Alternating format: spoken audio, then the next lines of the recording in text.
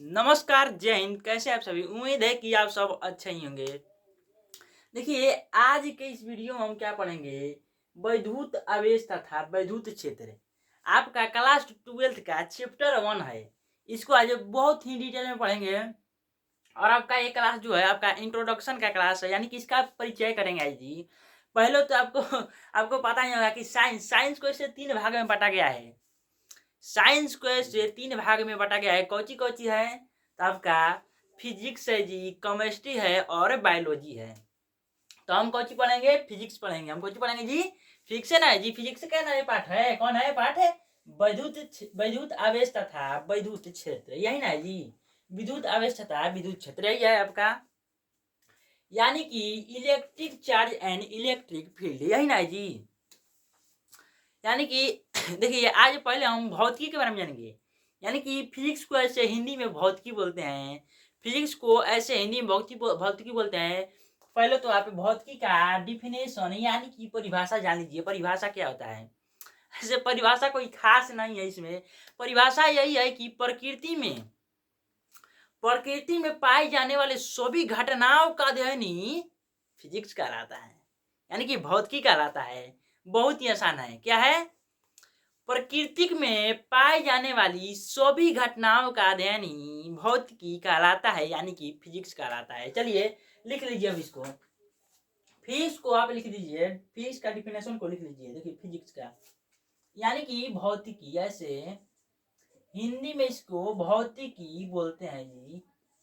ऐसे हिंदी में इसको भौतिकी बोलते हैं और इंग्लिश में इसको बोलेंगे फिजिक्स से। इसको इंग्लिश में फिजिक्स बोलते हैं जी। ऐसे इसको इंग्लिश में फिजिक्स बोलते हैं। परिभाषा क्या है? प्रकृति में पाए जाने वाले सभी घटनाओं का अध्ययन ही क्या कहलाता है? भौतिकी कहलाता है। बहुत ही आसान है।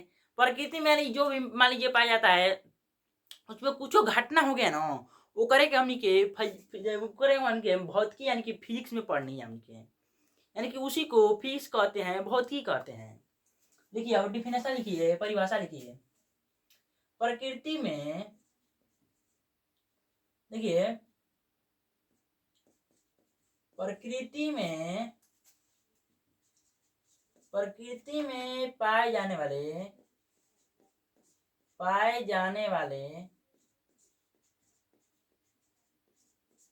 प्रकृति में पाए जाने वाले सभी घटनाओं,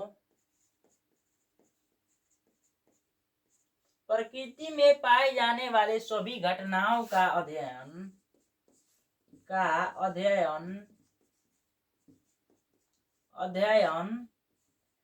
क्या कहलाता है जी? प्रकृति में पाए जाने वाले सभी घटनाओं का अध्ययन ही ऐसे हमारा भौतिकी कहलाता है, यानी कि फिजिक्स कहलाता है।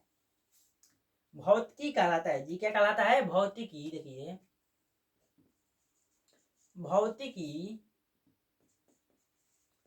भौतिकी कहलाता है। भौतिकी कहलाता है।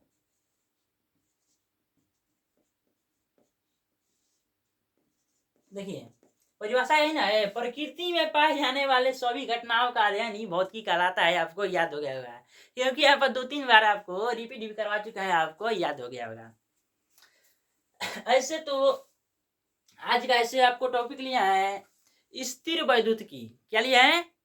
स्थिर वैद्युत की। आपका टॉपिक आज का है स्थिर वैद्युत की। इसके बारे में आज जानकारी लेंगे, यानी कि इसके बारे में जानेंगे। स्थिर वैद्युत की, स्थिर वैद्युत की। स्थिर वैद्युतिकी क्या होता है जी? स्थिर वैद्युतिकी क्या होता है? यानी कि इलेक्ट्रोस्टैटिक, इसको ऐसे इंग्लिश में बोलते हैं इलेक्ट्रोस्टैटिक। क्या बोलते हैं इंग्लिश में? इलेक्ट्रोस्टैटिक। देखिए इलेक्ट्रोस्टैटिक,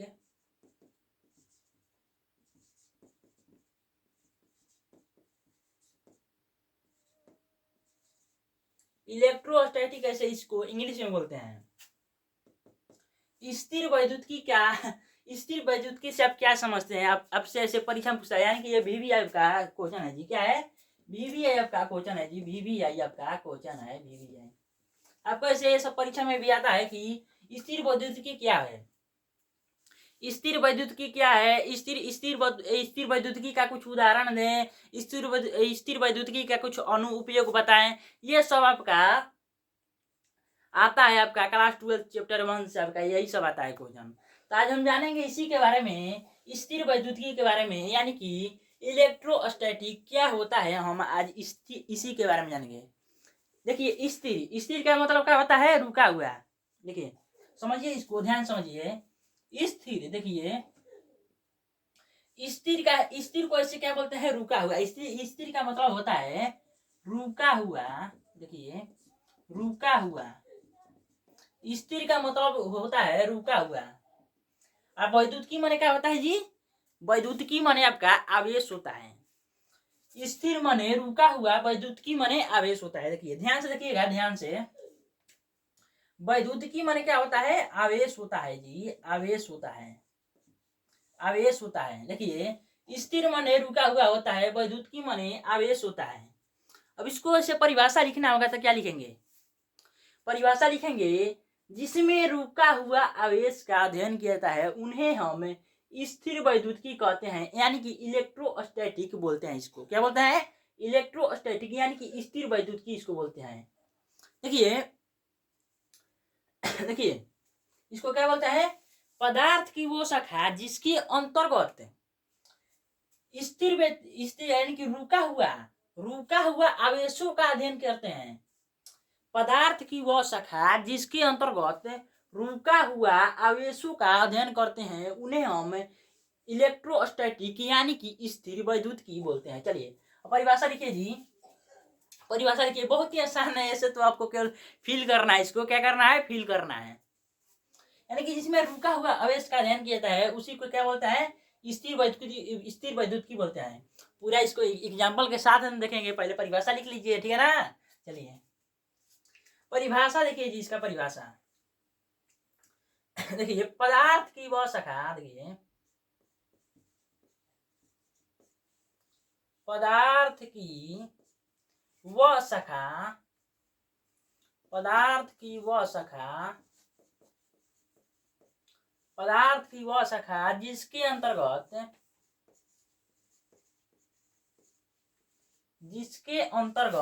चलिए यहाँ पर लिख देना है, जिसके अंतर्गत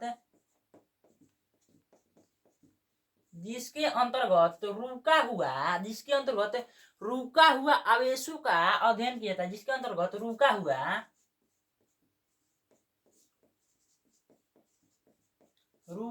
आवेशों का अध्ययन किया जाता है, अध्ययन किया जाता है जी, जिसके अंतर्गत रुका हुआ आवेशों का अध्ययन किया जाता है,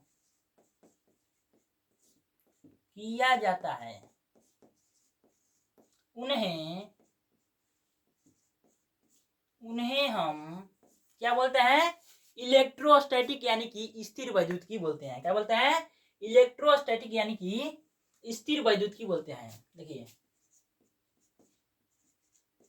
स्थिर वैद्युतिकी बोलते हैं जी, स्थिर वैद्युतिकी इसको बोलते हैं, यानी कि इलेक्ट्रोस्टैटिक,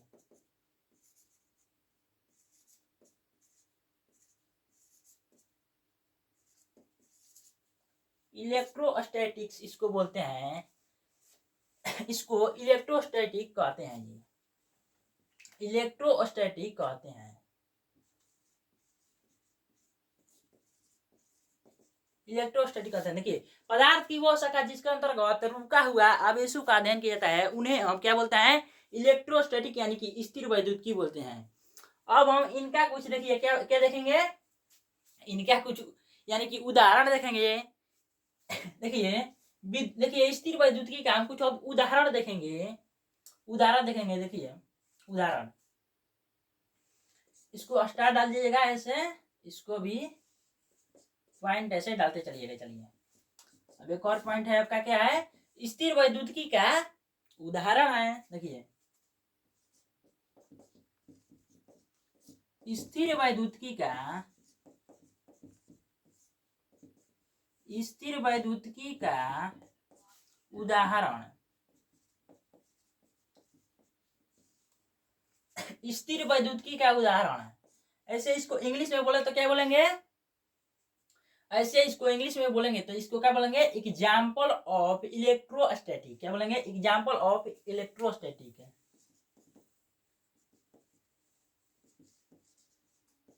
एग्जाम्पल ऑफ इलेक्ट्रोस्टैटिक।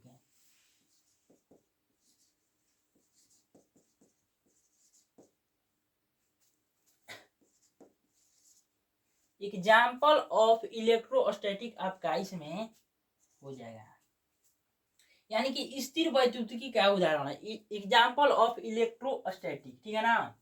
चलिए अब इसका कुछ उदाहरण देखेंगे, जो उदाहरण देखेंगे हम इसका कुछ उदाहरण देखेंगे। पहले तो आप देखे होंगे, देखिए जैसे आपका हो गया, मान लीजिए कोई बिजली गिरता है, मान लीजिए कोई बिजली गिरता है। देखिए जैसे मान लीजिए बादल है आपका पूरा एकदम, देखिए पूरा एकदम घनघार, पूरा एकदम बादल किया हुआ है। जब बादल एके में जब टकराता है ना, जब बादल एके में टकराता है तो उसमें से बिजली गिरता है। ठीक है, उसमें से क्या होता है, उसमें से बिजली गिरता है। जब बिजली गिरता है ना तो क्या होता है जी, जमीन में वो क्या होता है, बिजलियां स्टोर हो जाता है, यानी कि स्थिर हो जाता है। वो करेगा ना, स्थिर वैद्युतिकी कहते हैं। यानी कि बिजली का गिरना जब क्या हो गया, स्थिर वैद्युतिकी का उदाहरण है। यानी कि जब बादल, देखिए जब बादल एक दूसरे से आपस में टकराता है, जब क्या होता है, पहले तो इसको समझेंगे। ऐसे लिखवाने से कोई फायदा नहीं है, जब आपको समझ में ही नहीं आएगा तो लिखवाने का फायदा ही क्या रह जाएगा। इसलिए पहले समझिए, ध्यान समझिए। देखिए जब कोनो बादल आपस में टकराता है ना तो उससे बिजली उत्पन्न होता है। जब बिजली उत्पन्न होता है, जब धरती पर गिरता है ना, तो वही एकदम धरती में पूरा एकदम स्थिर हो जाता है, यानी कि वो स्थिर वैद्युतिकी का उदाहरण हो गया। यानी कि देखिए पहला है आपका, पहला है, देखिए पहला आपका हो गया, पहला एग्जाम्पल यानी कि पहला उदाहरण आपका हो गया बिजली का गिरना। बिजली का गिरना, बिजली का गिरना आपका पहला उदाहरण हो गया। बिजली का गिरना आपका पहला उदाहरण हो गया। देखिए अब दूसरा, देखिए दूसरा एग्जाम्पल, देखिए दूसरा, देखिए दूसरा एग्जाम्पल। पहला तो आपका हो गया कि जब जब मान लीजिए बादल एक में टकराता है तो उसमें से बिजली निकलता है। जब बिजली निकलता है तो धरती में स्टोर हो जाता है, यानी कि स्थिर वैद्युत का उदाहरण है, यानी कि वो स्थिर हो जाता है। वो जो आवेश है, जो आपका बादल टकराने की वजह से करंट, यानी कि जो आपका चार्ज है, यानी कि जो बिजली में आपका देखिए आवेश जो आता है वो धरती में एकदम पूरा एकदम स्थिर हो जाता है, यानी कि ये स्थिर वैद्युतिकी का उदाहरण है। चलिए अब दूसरा उदाहरण देखेंगे तो क्या होगा, जैसे मान लीजिए ठंडा के दिन में क्या होता है, देखिए ठंडा के दिन में ऐसे क्या होता है, जब हम लोग स्वेटर को खोलते हैं ना तो थोड़ा सा स्वेटर चट चट की आवाज देता है, यानी कि उसमें भी आवेश उत्पन्न होता है। क्या होता है, उसमें भी आवेश होता है। ऐसे तो कहें कि देखिए ऐसे बहुत सारे चीज में आवेश होता है, जैसे आपका कपड़ा हो गया, गमछी हो गया, ये सब पूरा में एकदम आवेश ही होता है। बैटरी हो गया, बैटरी में भी आवेश नहीं होता है जी। देखिए एक और होता है, जैसे मान लीजिए कंघी देखे हैं आप, कंघी जिंदगी में आप कंघी देखे हैं जी, बार और कब जा रहे हैं, बार और देखिए जब बार और झाड़ते हैं, देखिए जो कंघी होता है ना उसमें भी आवेश होता है। देखिए जब आप इस तरह से बार झाड़ते हैं तो उसमें देखिए जब आप छोटा सा पन्ना को ना इसे चिपकाएंगे ना तो चिपक जाएगा। क्या होगा, वो चिपक जाएगा, यानी कि उसमें भी आवेश उत्पन्न हो जाता है। जब देखिए बाल में आपका ऐसे घर्षण होता है ना तो आपका ये जो आपका छोटा सा पन्ना रहता है उसमें भी आवेश आ जाता है और ये चिपक जाता है। यानी कि देखिए आपका दूसरा उदाहरण यही हो जाएगा स्थिर वैद्युतिकी का, कि जब हम कंघी को जब हम कंघी को अपने बालों से रगड़ते हैं तो उसमें आवेश आ जाता है, उसमें आवेश आ जाता है, जिसके कारण कागज का छोटा टुकड़ा उससे चिपक जाता है। यही ना आप लिखेंगे जी। चलिए लिख लीजिए, दूसरा उदाहरण का भी लिख लीजिए।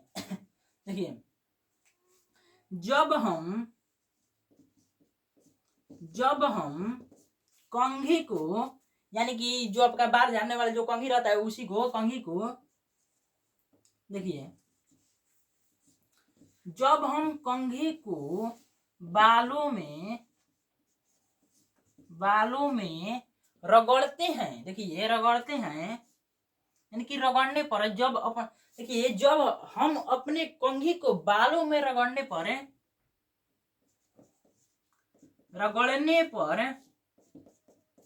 जब हम अपने कंघी को बालों में रगड़ने पर देखिए क्या होता है कि उसमें आवेश उत्पन्न होता है। आवेश जब उत्पन्न होता है तो इसीलिए कागज चिपकने लगता है। यानी कि जब हम अपने कंघी को बालों में रगड़ने पर देखिए उसमें आवेश उत्पन्न हो जाता है, उसमें आवेश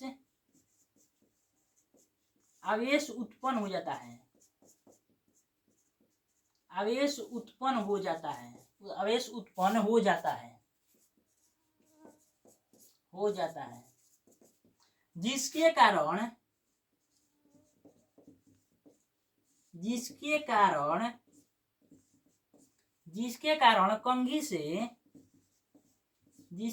कंघी से कागज का छोटा सा टुकड़ा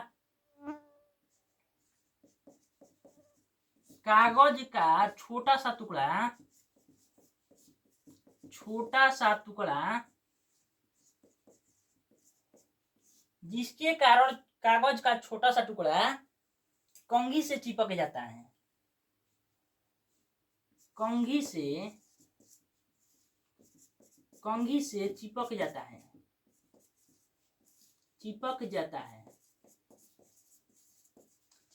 देखिए क्या है, जब हम अपने कंघी को बालों से रगड़ने पर उसमें आवेश उत्पन्न हो जाता है। क्या होता है कि उसमें आवेश उत्पन्न होता है जिसके कारण कंघी से कागज का छोटा सा टुकड़ा कंघी से चिपक जाता है। यही आपका दूसरा उदाहरण हो गया। ऐसे आपका तीसरा उदाहरण की बात करें तो जब हम अपने स्वेटर को देखिए जब खोलते हैं क्या होता है, जब हम अपने स्वेटर को खोलते हैं ठंडी के दिन में तो क्या होता है, चट चट की आवाज आने लगती है। यानी कि जब मान लीजिए धूसा होगा आपके घर में, रजाई होगा, जब रजाई को आप चपोतने जाते हैं तो उसमें थोड़ा चट चट की आवाज आने लगती है ठंडी के दिन में। यानी कि उसमें थोड़ा सा आवेश उत्पन्न हो जाता है। उसमें क्या होता है, आवेश उत्पन्न होता है। वो भी आपका स्थिर वैद्युतिकी का उदाहरण हो जाएगा, यानी कि इलेक्ट्रोस्टैटिक का आपका उदाहरण हो जाएगा। ठीक है, इलेक्ट्रोस्टैटिक का वो भी आपका उदाहरण हो जाएगा,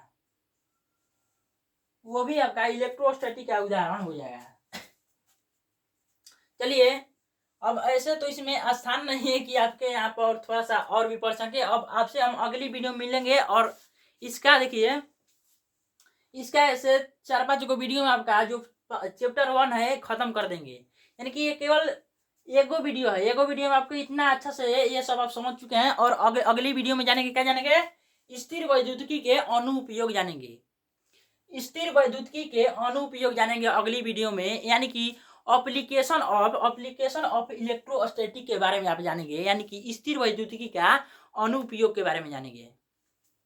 यानी कि कहाँ कहाँ होता है स्थिर वैद्युतिकी का उपयोग, आखिर किस चीज में आपका होता है, इसके बारे में कल जानेंगे। केवल आप इतना ही याद रखिए कि भौतिकी क्या होता है, प्रकृति में पाए जाने वाले सभी घटनाओं का अध्ययन भौतिकी कहलाता है। यानी कि प्रकृति में जितना भी घटना होता है उसका अध्ययन भी करनी जाएगा, भौतिकी का नहीं है। देखिए स्थिर वैद्युतिकी क्या है, पदार्थ की वो शाखा जिसके अंतर्गत रुका हुआ आवेशों का अध्ययन किया जाता है उससे हम स्थिर वैद्युतिकी बोलते हैं, देखिए स्थिर वैद्युतिकी के उदाहरण की एग्जाम्पल ऑफ इलेक्ट्रोस्टैटिक, देखिए आपका एग्जाम्पल पहला है बिजली का गिरना। जब बिजली गिरता है आसमान में से, मान लीजिए जब बादल एक दूसरे टकराता है तो बिजली का होता है जमीन पर गिरता है। जब जमीन पर बिजली गिरता है तो स्टोर हो जाता है, यानी कि स्थिर हो जाता है। आपका पहला उदाहरण ये हो गया। दूसरा उदाहरण है जब हम कंघी को अपने बालों में रगड़ते हैं तो जो क्या होता है, जब हम कंघी को अपने बालों में रगड़ते हैं तो उसमें आवेश उत्पन्न होता है जिसके कारण जो कागज का जो छोटा टुकड़ा होता है चिपकने लगता है। यही आपका दूसरा उदाहरण है। तीसरा उदाहरण जब अपने स्वेटर को खोलते हैं तो चट चट की आवाजें आने लगती है। ये सब हो गया। अब चलिए अगली वीडियो में आपसे मिलते हैं।